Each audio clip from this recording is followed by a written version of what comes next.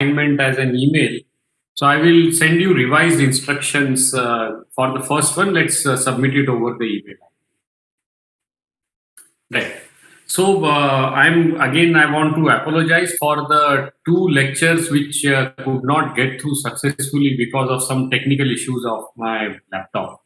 So I hope my voice is loud and clear now. And let's start.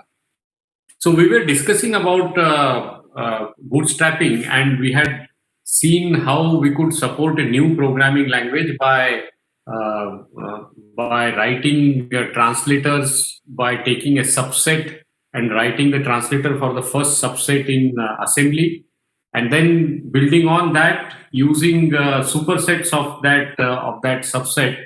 We keep on creating translators until we come up with a translator for the entire language.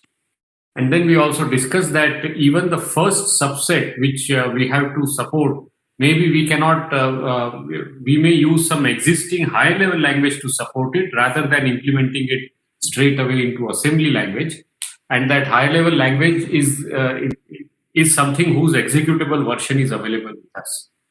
Now, we also discussed that some language developers would also want to show that even that portion can be developed by their own programming language. So they develop that translator as well.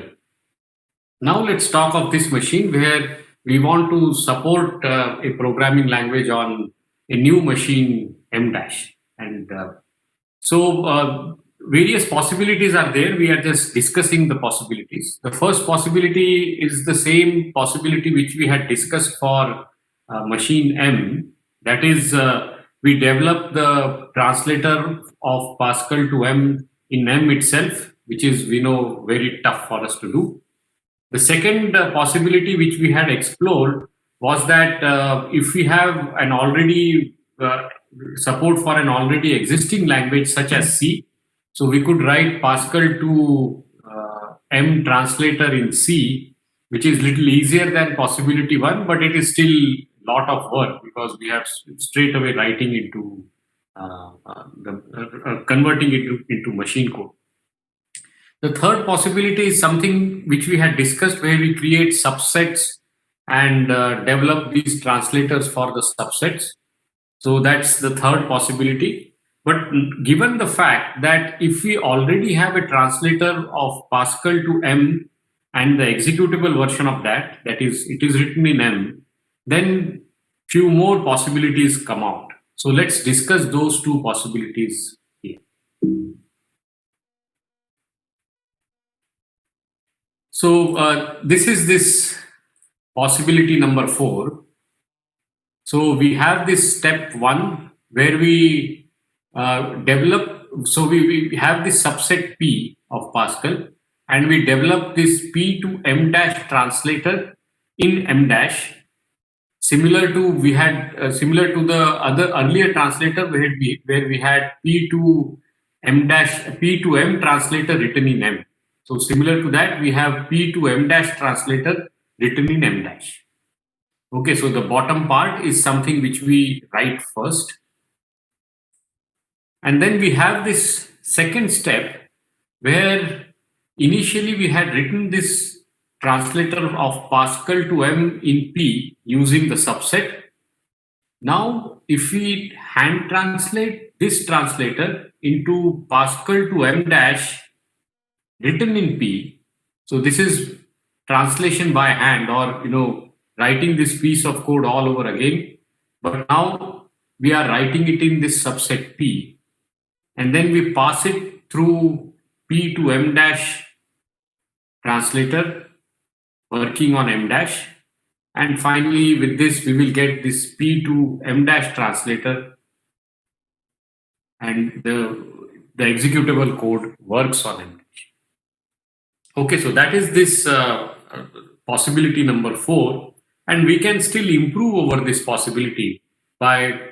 So this itself is a big task of translating Pascal to M written in P straight away to Pascal to M dash written in P. Okay, because P is a small subset of the entire programming language. But given the fact that we have Pascal to M translator already available, why don't we use that? and that is this possibility number 5, which says don't use P, use the implementation of Pascal on M instead. So earlier, where we had this Pascal to M translator in P, where we had created or converted it by hand into Pascal to M dash translator in P, rather than using P, we develop it using entire Pascal, which is much easier than developing it in P. And then since we have Pascal to M translator working on machine M, so we flow it through this Pascal to M translator, and what we get is Pascal to M dash translator. However, it works on machine M, and what we want as an output is Pascal to M dash translator working on machine M dash. Okay, so we cannot stop at this step, because the reason is that in order to generate an executable of any Pascal program in M dash, we are still stuck around with this machine M, because on machine M we have this translator that can translate given any program in Pascal to executable code in M dash. Okay, so we cannot do away with the machine M. However, we have to use it for translating code, Pascal code into M dash.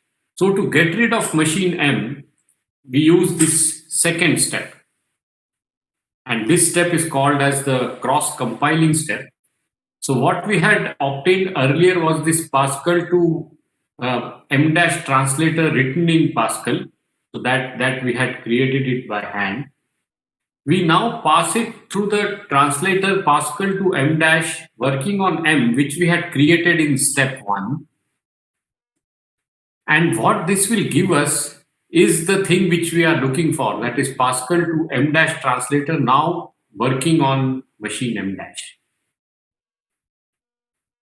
So I just want you to pause for a minute and think, why is this happening, or how this is helpful.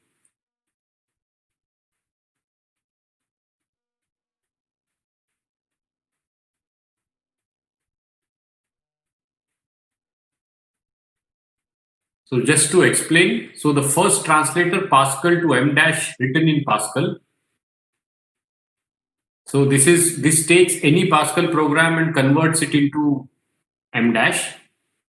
And in the step 1, we had created a translator which takes any Pascal program, converts it into M dash, and it works on this machine M. So what we have done is we have input the output of this particular translator. So this translator takes any Pascal program and converts it into M dash.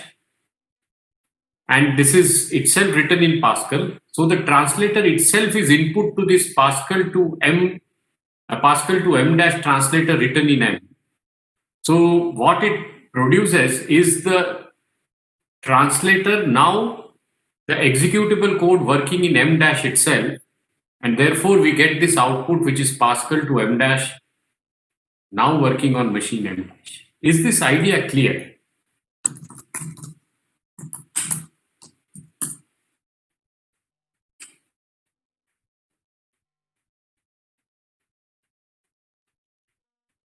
Yeah, right. So if you see this, we have limited the use of the low level language, and we have also limited the use of the subset P. Rather than that, we have actually used this entire programming language itself to develop the translator.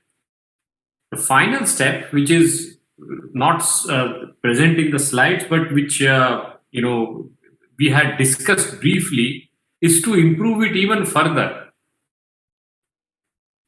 So what we can do, so in the earlier step, we had written this Pascal to M dash translator written in Pascal. So which is taking a program in a higher level language and converting into assembly of M dash, which is pretty tough.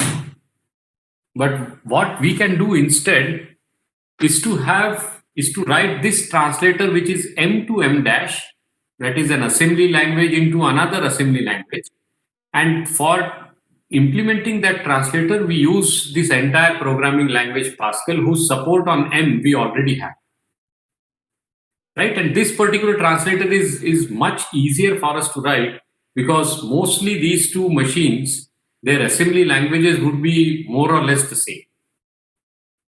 And then this is input to this Pascal to M translator, whose executable on machine M is available with us. So this will give us an output that it earlier M to M dash translator in Pascal now is, we have the executable version on for machine M. So we have M to M dash translator working on machine M. So that is step number one.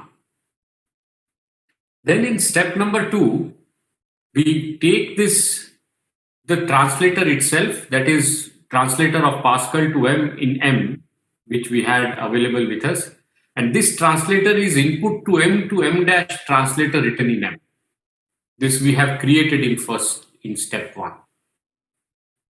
So what this will output is this Pascal to M dash translator.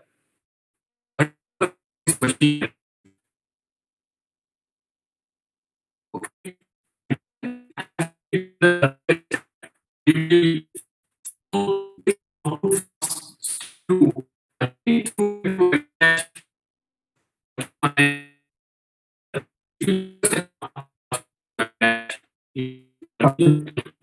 लागत नाही मला तसं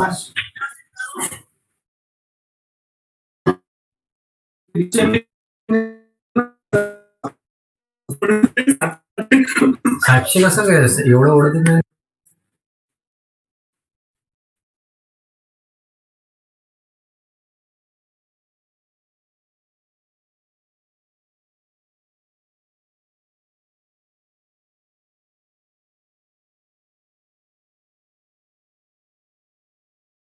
Here we have improved it further because we are just translating one assembly language into another using a higher level language, which is much easier for us to write rather than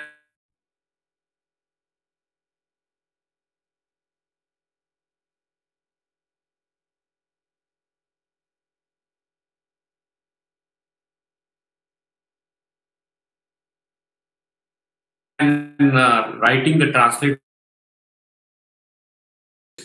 And how do we support a new programming language, and also how do we support a new machine if a hardware manufacturer comes out with one, and limiting our usage of lower level languages in as much as possible.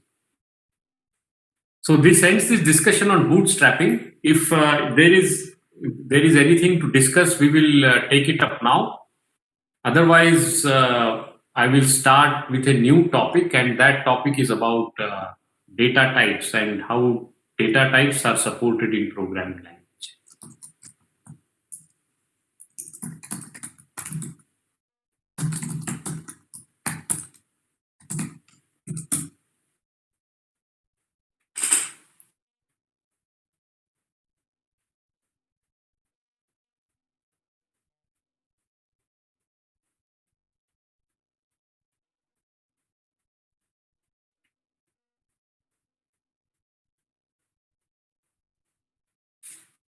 Okay, so it seems there are no, the concept of bootstrapping is clear. So shall we start with data types? Okay, fine. So let me end this presentation and start the next one, and I will share the slides.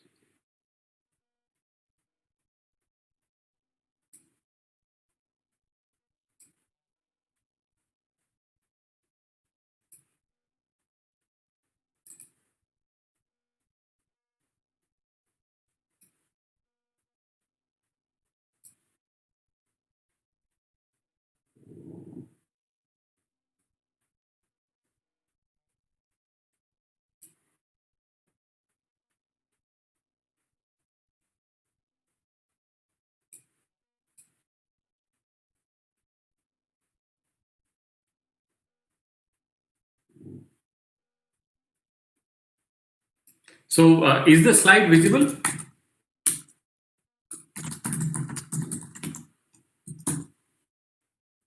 Yeah. Okay. Okay. Right. So let's start with data types.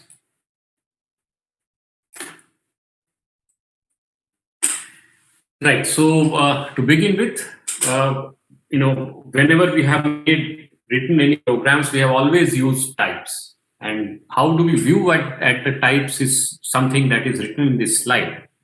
So we have an intuitive notion of a type. One is that a type actually refers to a set of values, which we call as the domain, and anything belonging to that, any value from that set can be referred to as a particular type.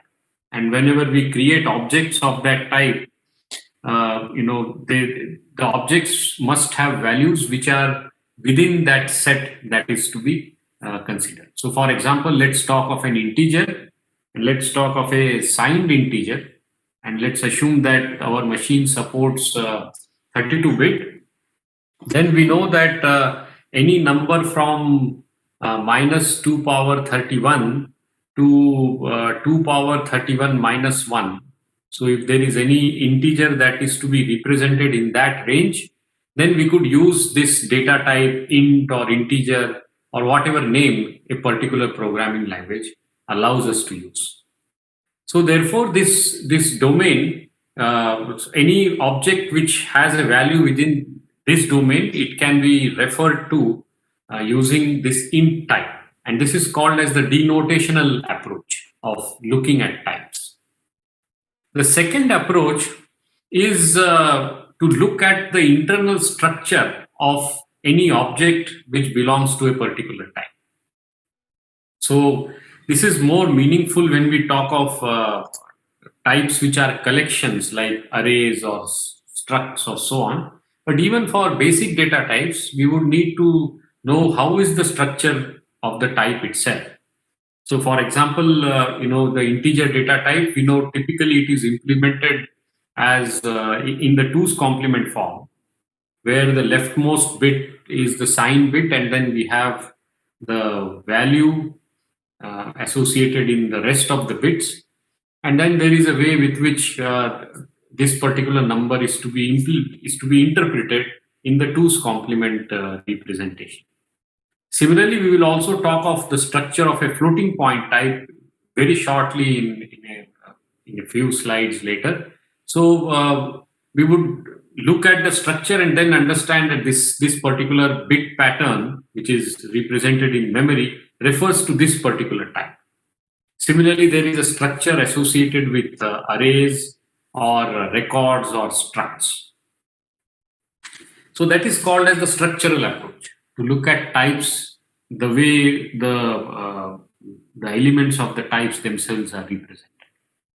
And the third approach, which is something which we are most familiar with, is called as the abstraction approach, which actually says that I look at a type by considering what are all the operations that are possible on objects of that type. Okay, so for example, if it is the type, an object is of type integer, I know I can add, subtract, multiply, divide, or do make various these operations on objects of this particular type, which is integer. Similarly, if it's a type is a structured type like an array or array, then we know that the operations possible would be to access an array element using an index.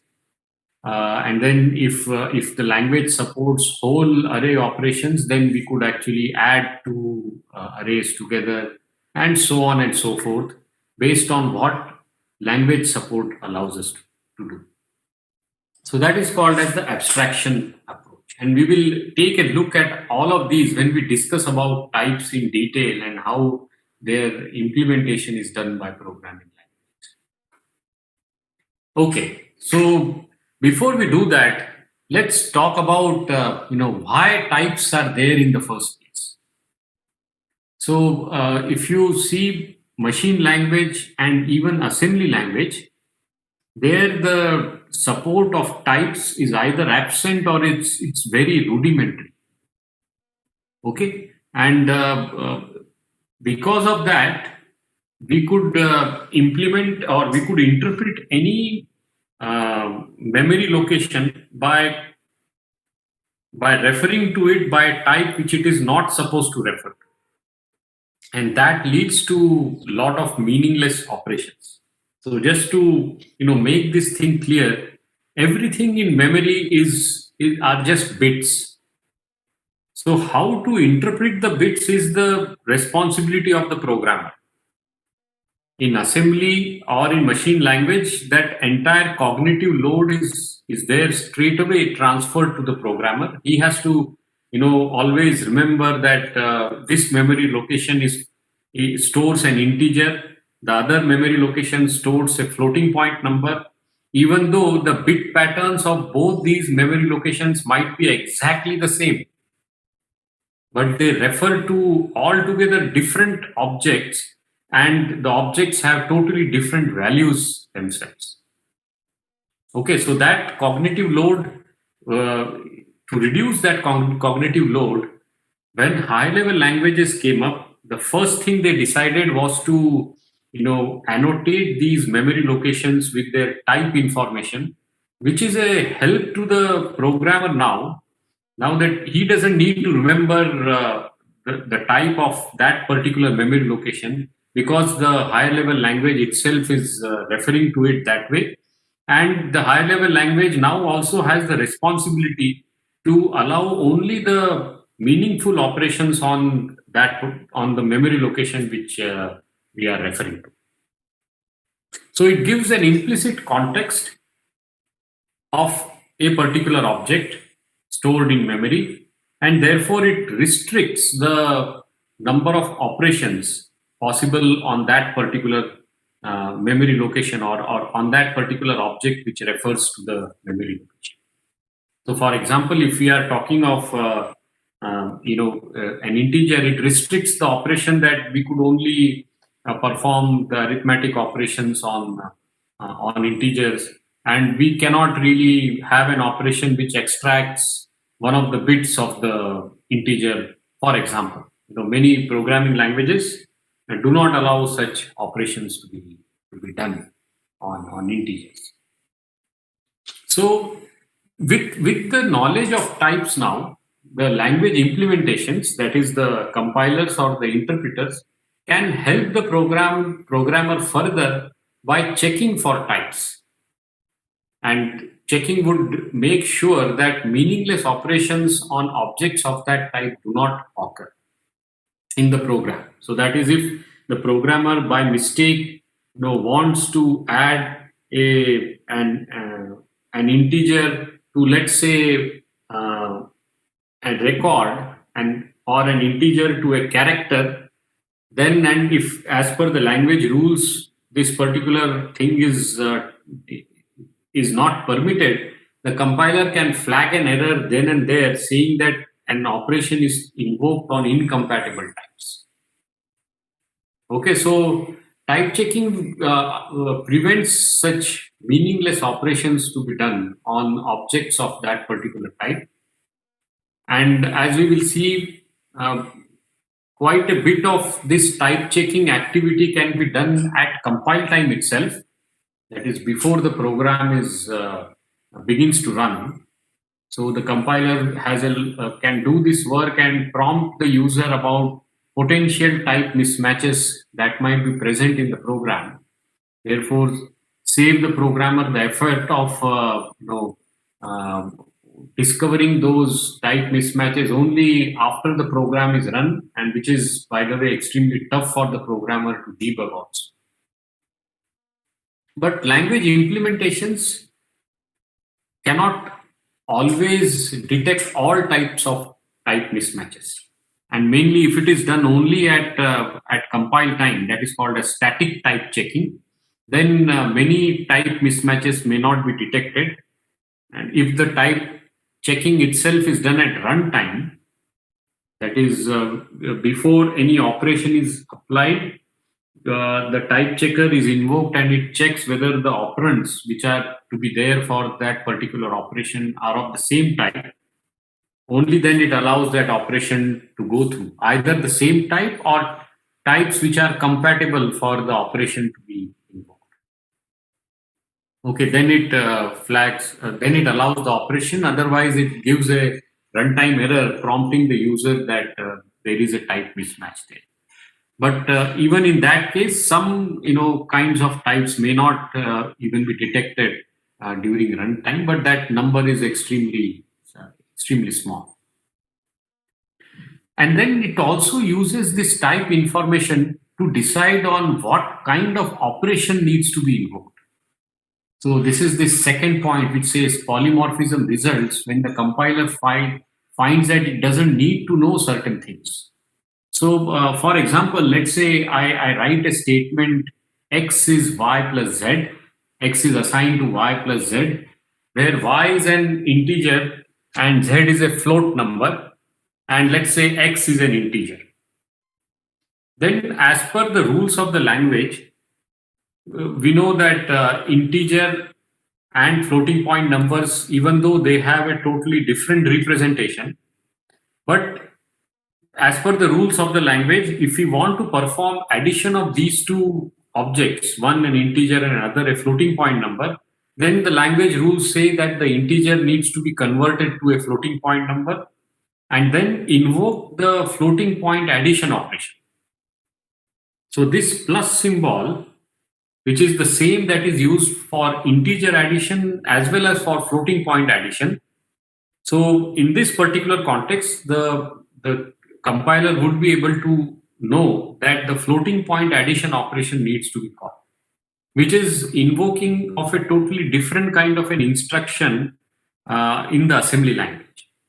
Okay, suppose we have add instruction in the assembly language which adds to integer.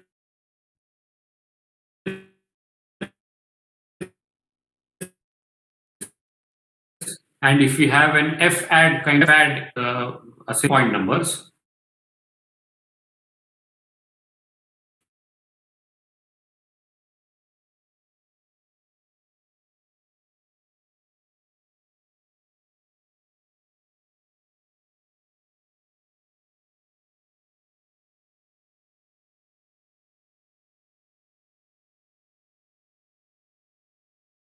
whatever is the result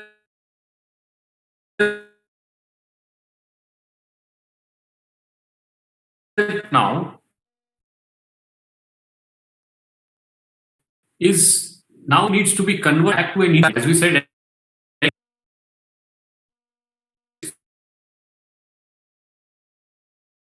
float. So now this floating point number, which is the result of this addition, needs to be converted back to an integer if the rules say so. So that bit pattern of the floating point number, we need to find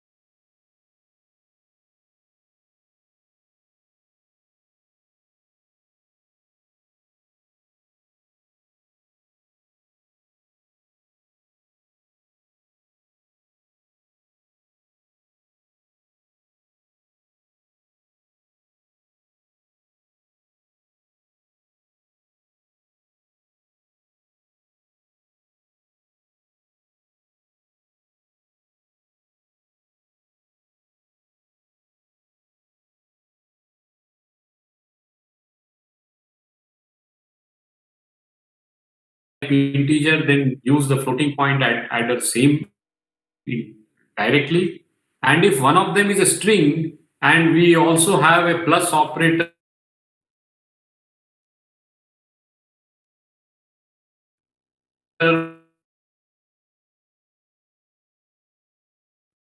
which refers to string, then invoke the which is the actual operation, and it can discover that automatically by knowing the type information of the operands on which this operation is invoked. Right. So let me proceed with this. So there are two things. First is this term called strong typing. Okay, that is how strictly the language implementation requires this typing information to be used. So it means that the language prevents application of an operation to any data object of a type on which it is not appropriate. So strong typing refers to this fact that the language definition itself does not have too many implicit type conversions supported. So, for example, if I say x is y plus z, and y is an integer and z is a floating point number, and let's say the language supports strong typing and doesn't permit any conversions to take place, it will point out straight away at that point, saying that there is a type mismatch which has happened, even though the language translator can convert this into a floating point. It will not do so, because once it converts an integer to a floating point number, as we will see, that there might be a loss in data precision out there. Okay, so such languages support strong typing. And second term is called as static typing, which says that the language is strongly typed. So many of these type mismatches have to be reported. And since it just looks at the name of the type which an object is referring to, the compiler can point out all these type mismatches right at compile time itself, and would flag off that as an error, and would not produce the executable for a program wherever there is this type mismatch. Okay, so that is called a static typing, where this typing activity itself is done at compile time. So some examples are here. So there is this common Lisp language is strongly typed. That is, it does not allow operations to be done on types which are where the operands have mismatched types, but it is not statically typed. That is, the entire type checking operation is deferred till runtime, and only at runtime, before an operation is invoked, it is the type checking is performed, and if there is a mismatch, an error is flagged. This language EDA is statically typed. Everything that is it can cleanly check whether there is a type mismatch at compile time itself. Pascal is almost statically typed. Java is strongly typed. Much of the type checking is done during compile time, that is statically, and some type checking needs to be done at runtime, that is dynamically. And finally, if we take this language C, which all of us have used, it is actually a language which is loosely typed, I would say. But people have taken a lot of effort to make this C programming language as strongly typed as started with, or it is supposed to be. So new versions of C are still strongly typed, and though there are many ambiguities still there in the C programming language. One of the classical ambiguities, which was really frowned upon by various purists who used languages like Algol and Pascal, was that C allowed you to add an integer to a character. Now, character has a totally different representation. That's this ASCII or the EBCDIC code form. And what does it mean to add an integer to that kind of a representation was an objection which many people raised. And I'm also, one such person who doesn't like that kind of an approach out there. But C says that char is just like a small integer with 1 byte. And therefore, since it's an integer, I can add it to another integer. Okay, which is not really what we say a version of a strongly typed programming language. Yeah, so Nitin Kumar has asked some questions. So could you clarify the difference by example means statement examples? Examples of statement which is allowed in strong typing but not in static typing. Well, if we let me defer this question slightly later. So I request Nitin Kumar to kindly bear with me. I have lots of examples of this type on a subsequent slide. Where we have what issues are involved if we add operands whose types seem to be compatible, but then there are various runtime issues that get involved. So let me just defer this question till we reach that particular point, and we will reach it once we actually know how these basic data types themselves are represented inside the machine and stored in memory. So once we are thorough with that, I will definitely come back to this question about where these type mismatches can happen and cannot be found at compile time, even though they seem to be compatible types. So Vishaka is asking a question: can we say static typing to be a subset of strong typing? Well, a strongly typed language. So static typing actually is about a technique of type checking.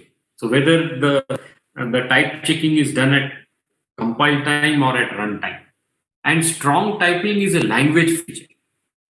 So I could have a translator for one programming language, and that translator uses static type checking, while another translator might use dynamic type checking, and both of them would try to achieve this type checking, which is called as strong typing. So these are two different features, but I understand your question that when you say that a language is strongly typed, so is it the case that everything that requires strong type checking, can it be done statically? Well, the answer is no here, because we know that even accessing of array elements out of bound is talked of as a typing error. Okay, whenever we define an array, we say that array of size 10 is type 1, let's say, and array of size 100 is type 2. So if we want to support an operation of accessing the 11th element on array of type 1, that should be flagged off as an error, while accessing of the 11th element of type 2 is allowed because the array is of larger size. Now the question is, can this be done statically? Well, this of course cannot be done statically, because the value of the index on which we are making this access up to the array element, the value of that is known only at runtime. So many times to support strong typing, we need to perform some runtime checks, and not everything can be checked statically. So I hope this answers the question which Vishaka has raised.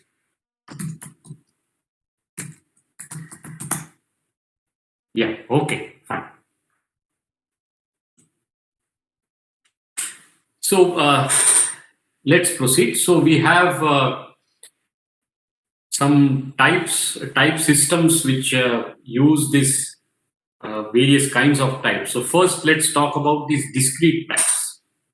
Discrete types are those which are countable, That is, there is a mapping between these data objects, or mapping of the values of these discrete types to the integers themselves. So that's what we mean by this term countable. Probably this particular term was introduced in discrete maths, or if it is not introduced there, then you would definitely get to know of this term countable in the theory of computation course. So essentially, we say any object is, or any object which refers to, which can have a domain of values which can be mapped into a set of integers, then we say that that particular object is countable. So this type integer is countable. So it's a non-trivial mapping from a value of an integer to an integer itself. Boolean also is countable. It just has two values. A char is countable. It has a set of values. If we talk of the ASCII set, there are 256 possible values. Similarly, enumeration or enum data type is also countable, because we state what are the how many numbers or how many distinct values are there in that in the enumeration, and therefore it can be mapped into a small set of integers. And same is with the subrange data type, which is supported in some programming languages. So where I can say something like this. So I'm writing on the chat window.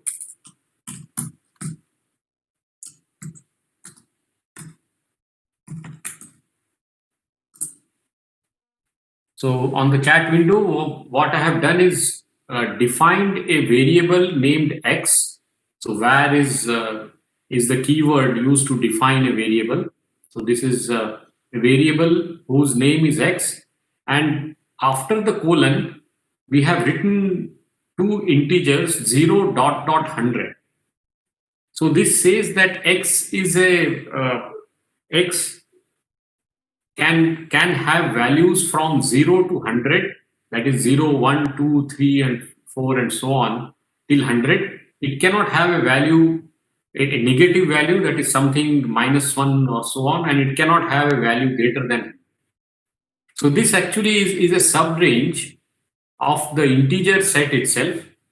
It's a subrange because not integers are actually are referred to by this variable of type x, but the values which it refers to are countable, because all of them can be mapped to this small set of integers from 0 to 100. Okay, just a question out here. Where would you, or what is the utility of this subrange data type? Or before that, what is the utility of the enum data type?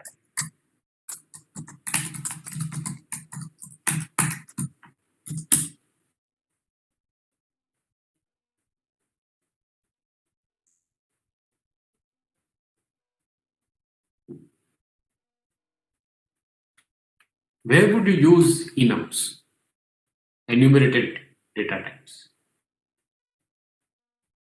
Yeah, okay, correct.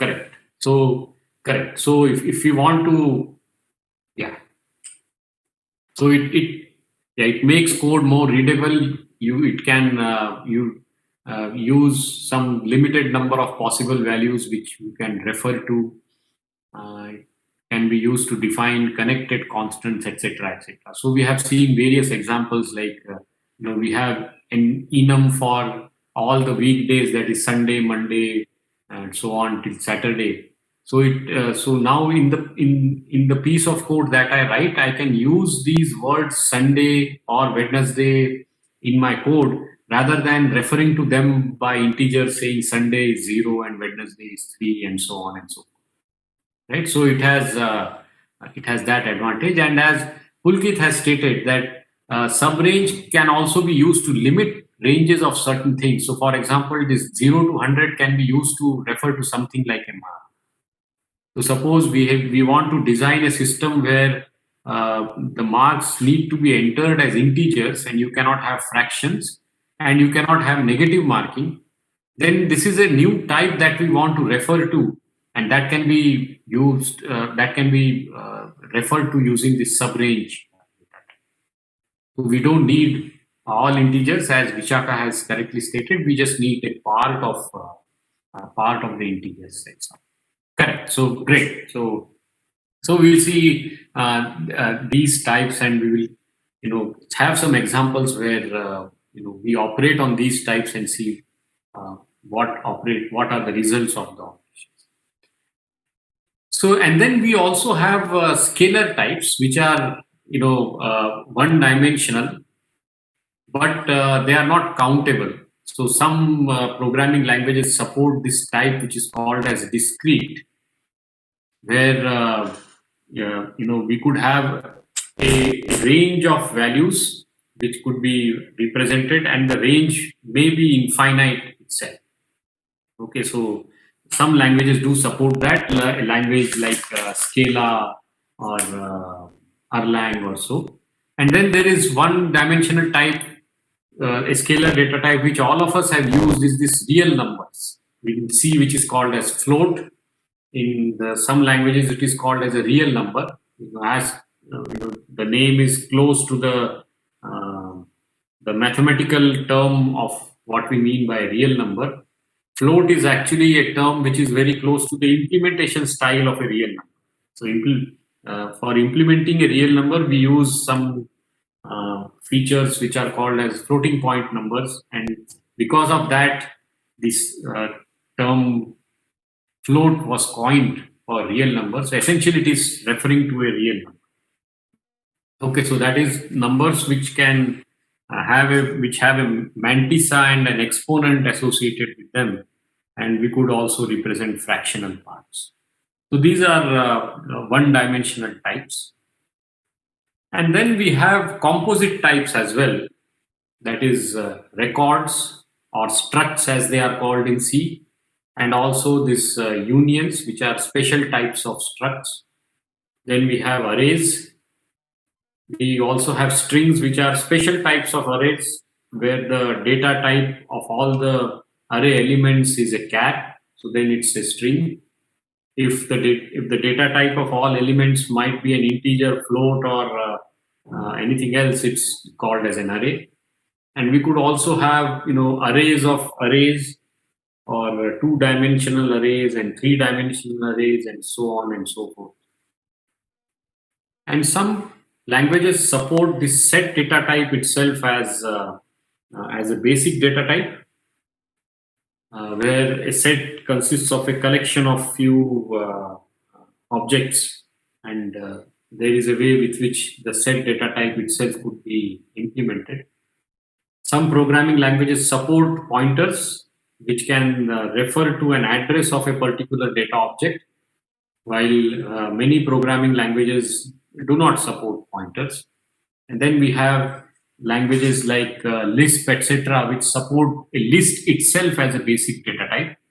There is a language support for the list data type itself. And then there are languages which support files as basic data type. So, and then there are operations on files, like the C programming language, which supports this FILE, the file type. And there were other programming languages earlier also, like COBOL, which could talk of a direct access file or a sequential access files, and so on. So there were these file types which were supported by these programming languages.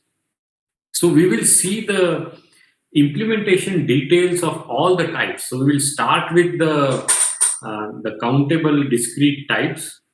Then we will talk of the real numbers of the floating point data types. Then we will discuss about these composite types as well, and how they are implemented inside. And then we will talk of a whole range of issues once we come with this type called pointers, and we'll see what are the various issues related to pointers, how the pointers themselves are implemented, and so on and so on. Right. So this term, I just want to introduce, just for the sake of completeness. This term is called as orthogonality. So a language is said to be orthogonal if it allows various types to interwork with each other, or various objects of different types to be to interwork with each other. Okay, so for example, suppose we have this addition operation. So addition, we know, can support adding two integers. It can support adding two floating point numbers. It could also support addition on two strings, something which we had discussed. So addition essentially is the concatenation operation. But once we say that the add operation, whenever we want to use we don't have any restrictions in which we can add or use this add operation. The moment we put some restriction, we'll say that this particular language is not as orthogonal as there could be other languages which are orthogonal. For example, if we want to add v1 plus, if we say v1 plus v2 is v3, that is v3 is assigned to v1 plus v2, and both v1 and v2 are vectors, and if the language supports vector addition and the result is assigned to the third vector v3, we say this particular language is more orthogonal than a language where this vector addition is not supported. So orthogonality is generally looked for in programming languages because it makes things easier for us to use that programming language. So, for example, Pascal is more orthogonal than Fortran because in Pascal you could have arrays of anything. That is, you could have arrays of floating point and real numbers, and you could have arrays of structs, that is, arrays of records, etc. And Fortran was a language which just allowed arrays of integers and floating points. It did not allow arrays of structures, even though structures were present in Fortran, but arrays of those structures was not permitted. Okay. However, in the Pascal programming language, there is this feature called as a variant record. Okay, which those variant records, accessing of fields of variant records was not really supported by Pascal. So therefore, it is not as orthogonal as any language which actually supported accessing of fields using variant. So what are variant records? And this, if you do not know, please don't worry. We will be discussing this thing in detail as we proceed through our lecture. So the closest thing which you might have used is this union type, which is used in C, which could be something which is as close as possible to a variant record, but a variant record has something else which we will be discussing later. So orthogonality is a nice feature primarily because it makes the programming language easy to understand, easy to use, and easy to reason about by the language translator because there are not many restrictions that need to be checked by the language translator. So I think we are just about time. So we will continue with this lecture. And again, since we had missed out on lecture, two lectures actually. So one was kind of a make-up lecture for the lecture which we had lost. So since we had lost some time, I would request the CR to kindly give me some additional slot, maybe on Wednesday, where we do not have a CPL lecture. And if you have some free time, we will use that to go ahead with our lecture. Otherwise, we would have to schedule it on some Saturday, but not this one because this Saturday I am busy with an external lecture. So, are there any questions about what we discussed so far?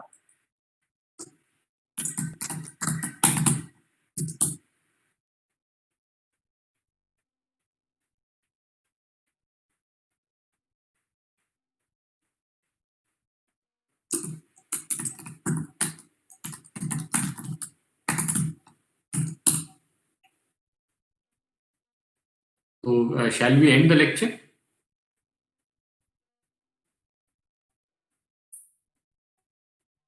Okay, thank you. Yeah.